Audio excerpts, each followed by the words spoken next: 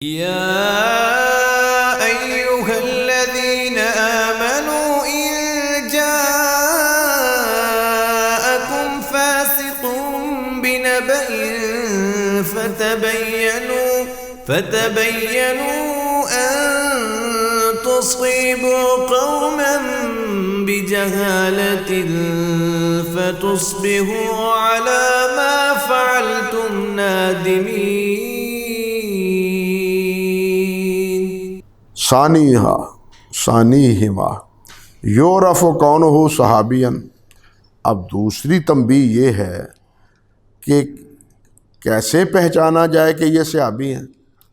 کہتے ہیں پہچانا جائے گا ان کا صحابی ہونا بالتواتر، تواتر کے ساتھ،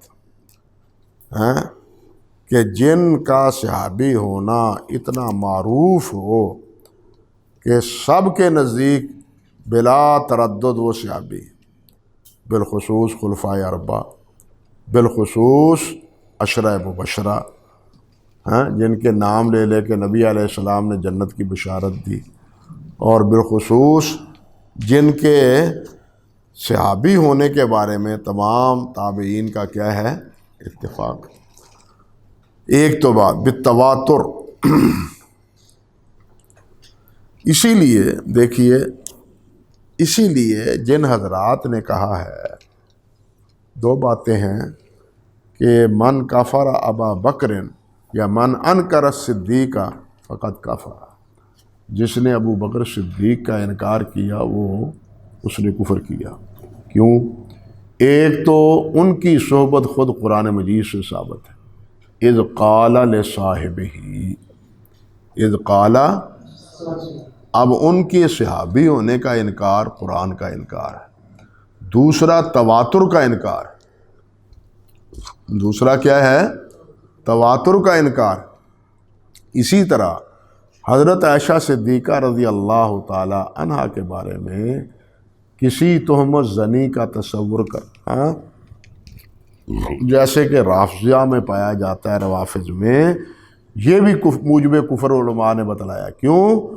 کہ یہ سورۃ النور کی آیات کا انکار ہے، جس میں حضرت اللہ سبحانہ و تعالیٰ نے حضرت عائشہ رضی اللہ تعالی عنہا کی پاک دامنی کا بیان کیا ہے، اور یہاں تک ارشاد فرما دیا کہ تم نے یہ کیوں نہیں کہا سبحان اللہ ھذا بہتان عظیم. اللہ پاک ہے، یہ تو بہت بڑا، یہ تم نے کہا کیوں نہیں؟ یعنی اہل ایمان پر اللہ نے گویا کہ انکار کیا ہے کہ تمہیں تو سنتے ہی یہ بات کہہ دینی چاہیے تھی کہ یہ تو بہتان عظیم ہے، تم نے یہ کیوں نہیں کہا. اس انداز سے اللہ سبحانہ و تعالیٰ نے حضرت عائشہ رضی اللہ تعالی عنہا کی پاک دامنی بیان فرمائی ہے. اور حضرت عائشہ رضی اللہ تعالی عنہا کی نبی علیہ السلام کے ساتھ جہاں تک یعنی تعلقات ہے، وہ بھی روایات متواتر ہیں. حتیٰ کہ حضرت عمر بن عاص رضی اللہ تعالی عنہ نے جب پوچھا، صحیح بخاری میں ہے، ای الناس احب الیک، تو نبی علیہ السلام نے فرمایا عائشہ. پھر عرض کیا نہیں مردوں میں، فرمایا ابو بکر. صحیح بخاری کی روایت. اور یہ عمر بن عاص کو غلطی لگی رضی اللہ تعالیٰ عنہ کو. نبی علیہ السلام نے ایک جنگ میں انہیں امیر لشکر بنا دیا، تو شاید ان کے ذہن میں آیا کہ میری حیثیت کچھ ہے. عمر بن عاص کے ایمان کی نبی علیہ السلام نے شہادت دی ہے. عمر بن عاص باپ بیٹے کے ایمان کی نبی علیہ السلام نے شہادت دی ہے کہ یہ دونوں مومن ہیں. یہ دونوں دو تین روایتیں اسی حوالے سے وہ میں نے مقام صحابہ کے آخر میں حضرت عمر کے فضائل میں ذکر کر دی ہیں. اللہ اکبر کبیرہ، اللہ اکبر کبیرہ. لوگ تو بہت کچھ کہتے ہیں اس فاتح مصر کو، لیکن جن کے ایمان کی شہادت نبی علیہ السلام نے دے دی ہو، اب ان کے بارے میں یاوہ گوئی کرنا یہ اپنے ایمان کو برباد کرنے کے مترادف. چلیے میرے بھائی، کہتے ہیں اول استفاضہ، اگر تواتر نہیں ہے تو پھر اعتبار کے لیے وہ معروف طریقے سے، یعنی ان کا صحابی ہونا اس کو تلقی بالقبول حاصل ہو۔ یہ پہلے حدیث کی خبر کے بارے میں بات گزر چکی ہے، تواتر کس کو کہتے ہیں، مستفیض کس کو کہتے ہیں، اور شہرت کس کو کہتے ہیں، یہ پہلے بات گزر چکی ہے۔ اب شہرہ یا مشہور ہو کہ وہ صحابی ہوں، اور بے اخبار بعض صحابہ یا بعض صحابہ یہ بات کہیں کہ یہ صحابی ہے، صحابہ کہیں کہ یہ صحابی ہے، اور بعض ثقات تابعین یا بعض ثقہ تابعی کہیں۔ یہ شرط ثقہ تابعی کی اس بات کی مشر ہے کہ اگر کسی ایسی روایت میں صحابی ہونا کسی کا منقول ہو جو سنداً درست نہ ہو تو اس کو صحابی قرار نہیں دیا جا سکتا۔ بات سمجھے میری یا نہیں؟ ہیں یہ ہمارے خرافی حضرات وہ جی فضائل میں ضعیف روایت بھی قابل قبول، فضائل میں ضعیف روایت اور یہ بھی فضائل میں شمار کرتے، حالانکہ اس کا فضائل سے تعلق نہیں ہے، ثبوت سے تعلق ہے۔ اس کا تعلق اس کی فضیلت میں نہیں ہے، بلکہ پہلے اس فضیلت و تب ہے، پہلے اس کا ثبوت دو۔ صحابی ہونا فضیلت تب ہے جب اس کا ثبوت ہو۔ بھئی ثبوت کے لیے جب تابعین کے ثقہ ہونے کی شرط ہے تو پچھلے راوی، حالانکہ تابعین نسبتاً خیر القرون خیر الناس قرنی ثم الذین یلونہم میں شامل ہیں، وہاں ایک خیر کی پوزیشن ہمارے سامنے ہے، بلکہ احناف کے نزدیک تو بتلا چکا ہوں کہ خلفاء یعنی قرون ثلاثہ کے مجاہیل جو ہیں وہ بھی ان کے نزدیک ثقہ ہیں، اسی روایت کی بنیاد پر، محض اسی روایت کی بنیاد، حالانکہ یہ اصول بھی درست نہیں ہے۔ کہنا یہ چاہتا ہوں کہ جب تابعین کے بارے میں یہ ثقہ ہونے کی شرط حافظ نے ذکر کی ہے تو کسی ضعیف سند سے کسی کا صحابی ہونا وہ اس کے صحابی ہونے کی دلیل نہیں بن سکتا۔ اور کئی مقام پر آپ پڑھیں گے، اگر مطالعہ کریں آپ الاصابہ میں تو حافظ انکار کر دیتے ہیں کہ یہ صحیح سند سے ثابت نہیں ہے۔ سمجھ آ گئی بات؟ وب اخبار ہی عن نفسہ ہی، یا یہ کہ وہ خود کہے کہ میں صحابی، میں نے نبی علیہ السلام کا دیدار کیا ہے، آپ کی صحبت میں بیٹھا ہوں، بأنہ صحابی اذا کان دعواہ ذالک تدخل تحت الامکان، لیکن یہ تب ہے جب اس کا دعویٰ آپ کی صحبت میں بیٹھنے کا یا دیکھنے کا وہ ممکن ہو، اگر اس کی عمر ہی اجازت نہ دیتی ہو تو پھر اس کو صحابی نہیں کہا جا سکتا۔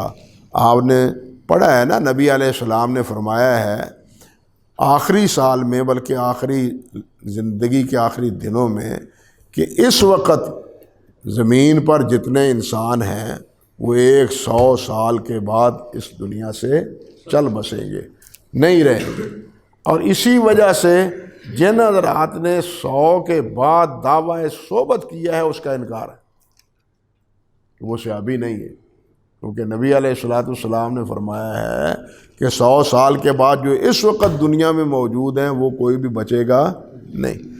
ہمارے ہندوستان کا رتن ہندی مشہور ہے، بلکہ اس کی قبر کی ہندوستان میں اب بھی پوجا ہوتی ہے، اب بھی پرستش ہوتی ہے رتن ہندی کی۔ اس نے یہ دعویٰ کیا تھا کہ میں صحابی ہوں، حالانکہ اس نے نبی علیہ السلام سے کہ بہت عرصہ بعد یہ جو ہے نا، کیا اللہ آپ کا بھلا کرے، دعویٰ صحابیت کا کیا تھا۔ یہ میزان لائیں، رتن ہندی کا ترجمہ، رتن الہندی، وما ادراک ما رتن، شیخ دجال بلا ریب،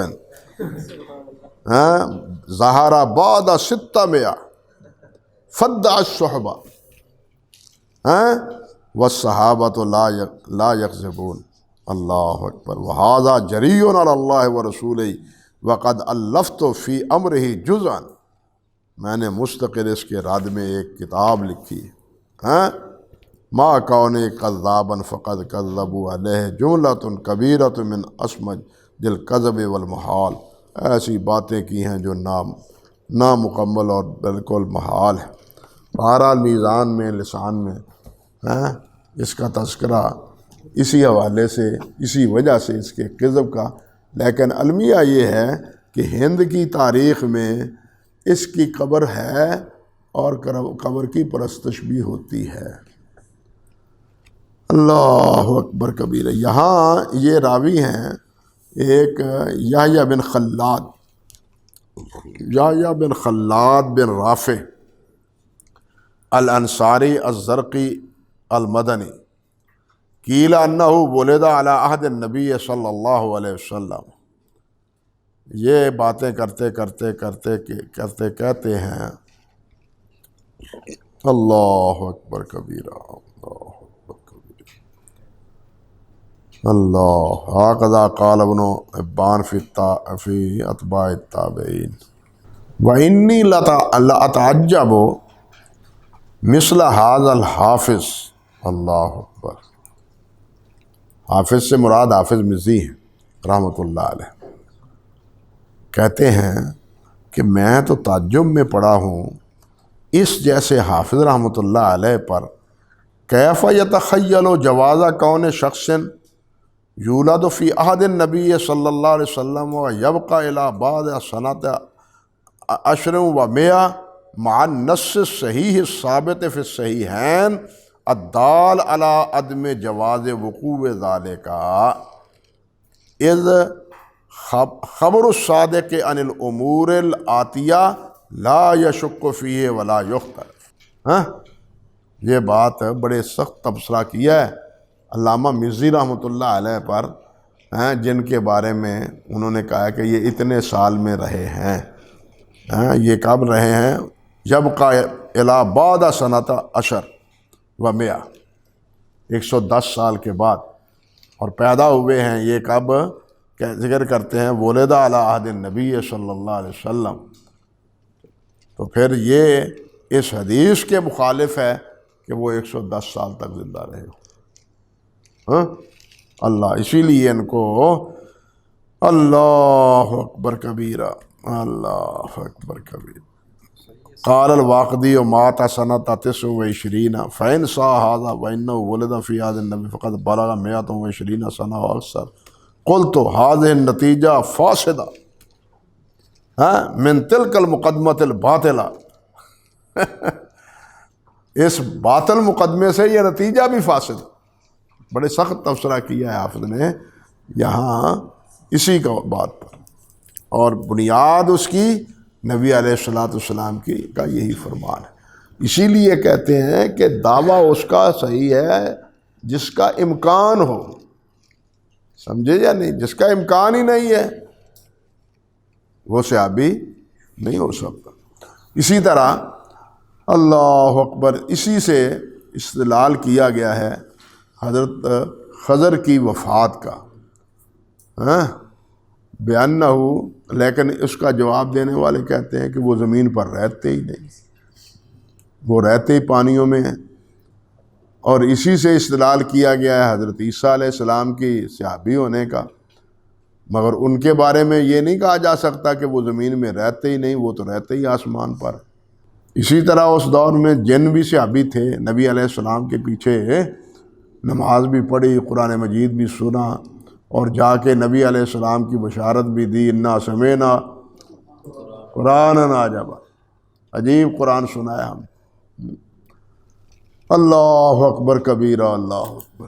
اور اسی طرح جبیر بن حارث، ربیع بن محمود، سرباتک الہندی، اور یسیر بن عبداللہ اور سلیمان بن نافع العبدی، انہوں نے بھی اللہ آپ کا بھلا کرے کیا کیا ہے؟ دعوی صحابیت کیا ہے۔ جس طرح کے لسان المیزان میں ان کے تراجم میں حافظ نے ذکر کیا ہے، لسان المیزان اللہ آپ کا بھلا کرے 6 جلد صفحہ، اور اس کا ذکر فتح المغیث میں اللہ آپ کا بھلا کرے حافظ سخاوی نے بھی کیا ہے، جلد 4 صفحہ 78 میں۔ اللہ اکبر کبیرہ، یعنی یہ دعویٰ کرنے والے ہوئے ہیں لیکن یہ دعویٰ صحیح نہیں۔ یہ دعویٰ کرنے والے کیا ہوئے؟ نبوت کا دعویٰ کرنے والے بھی تو ہوئے نا۔ جھوٹوں کی کوئی دنیا ہے، جھوٹوں کی بہت دنیا وسیع ہے۔ وَقَدِ اسْتَشْكَلَ هَذَا الْخَبَرُ جَمَاعَةٌ مِّنْ حَيْثُ إِنَّ دَعْوَاهُ ذَلِكَ نَظِيرُ دَعْوَىٰ مَنْ قَالَ أَنَا عَدْلٌ۔ بعد نے اس اخیر کو، هَذَا الْأَخِير، یہ آخری بات جو میں نے کہی ہے، اس کے بارے میں ایک اشکال پیش کیا ہے ایک جماعت نے۔ انہوں نے یہ دعویٰ کیا ہے بھائی کہ یہ تو بات اسی نوعیت کی ہے، نظیر و دعویٰ من قال عدل، جو کہتا ہے کہ میں عادل ہوں۔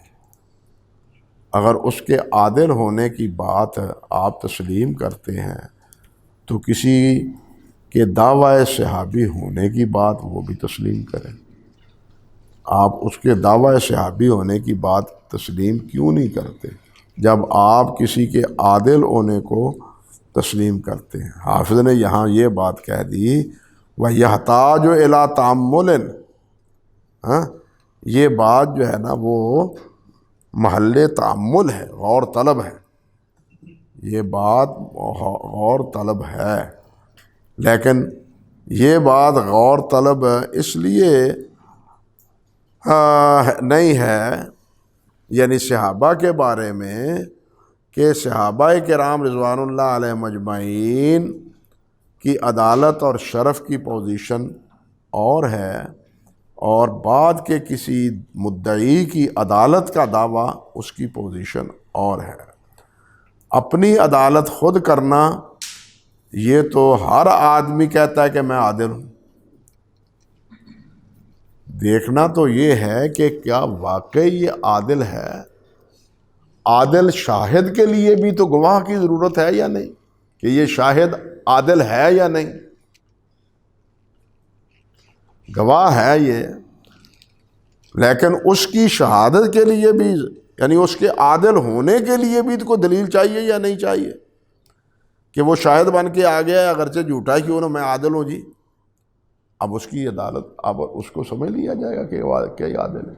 نہیں، جب تک کہ خود اس کے لیے عادل ہونا ثابت نہ ہو، دوسرا اس کے بارے میں گواہی نہ دے۔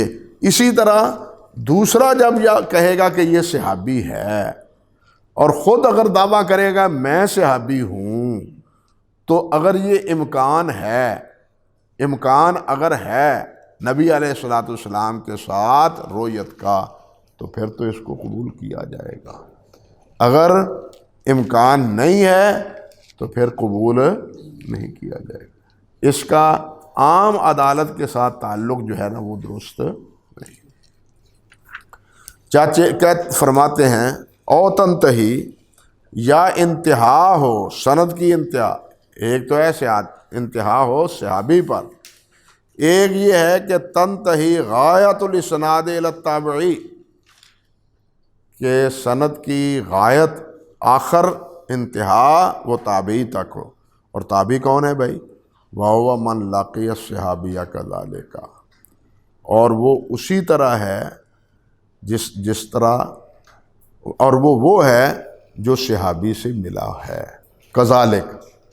کذالک وہ جیسے صحابی نبی علیہ السلام سے ملا ہے، یہ نہیں کہ لمبی مسابت حاصل ہو، دیکھا ہی ہے تابعی ہو گیا۔ اسی لیے اب یہاں یہ مسئلہ دیکھیے، اسی لیے امام صاحب رحمۃ اللہ علیہ کے بارے میں یہ بحث زیر بحث ہے کہ آپ تابعی ہیں یا نہیں ہیں۔ اب اس میں ایک رائے یہ ہے کہ آپ تابعی ہیں با اعتبار رویت کے، لیکن با اعتبار روایت کے آپ تابعی نہیں ہیں۔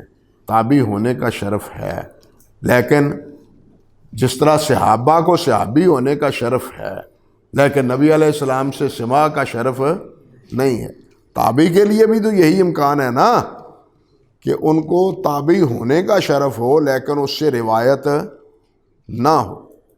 سمجھے بات یا نہیں؟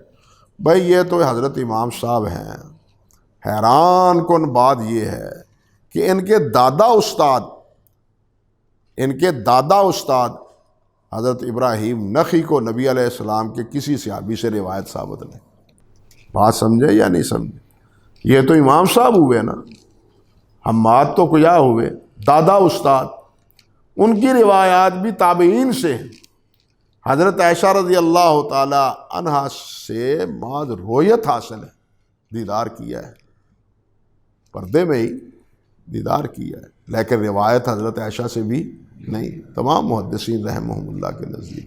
اس لیے اگر بعض نے تو یہ کہا ہے کہ رویت حاصل، اور بعض نے یہ کہا ہے کہ رویت بھی حاصل نہیں ہے، کہ امام صاحب کو رویت بھی حاصل نہیں ہے۔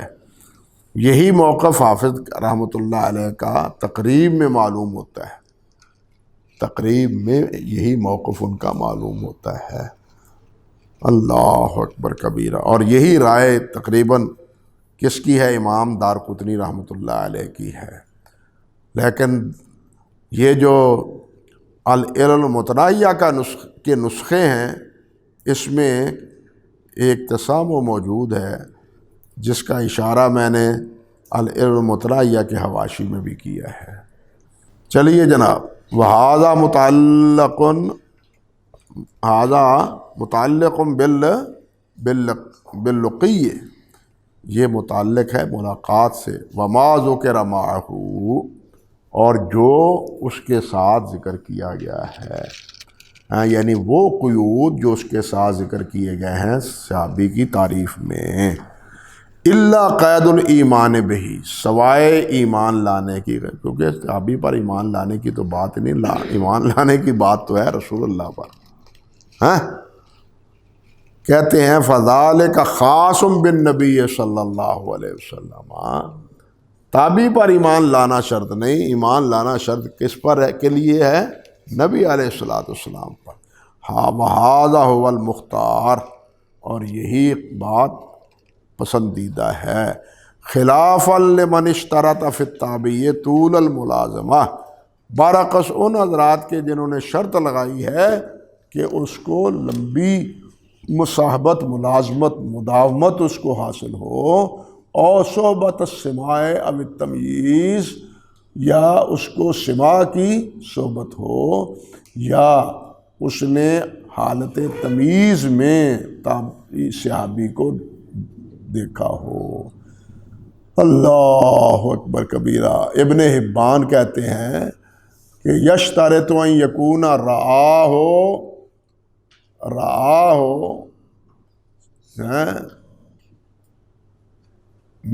فی سن من یحفظ عنہ، وہی تمیز کی بات کہ وہ صحابی تابعی وہ ہے جس نے اس عمر میں دیکھا ہو جس میں وہ حدیث کو محفوظ کر سکتا ہو، جس میں کوئی چیز محفوظ یاد کر سکتا ہو، وہی تمیز کی بات ہوئی جو حافظ رحمۃ اللہ علیہ نے ایک لفظ میں ذکر کی۔ وہ باقیہ،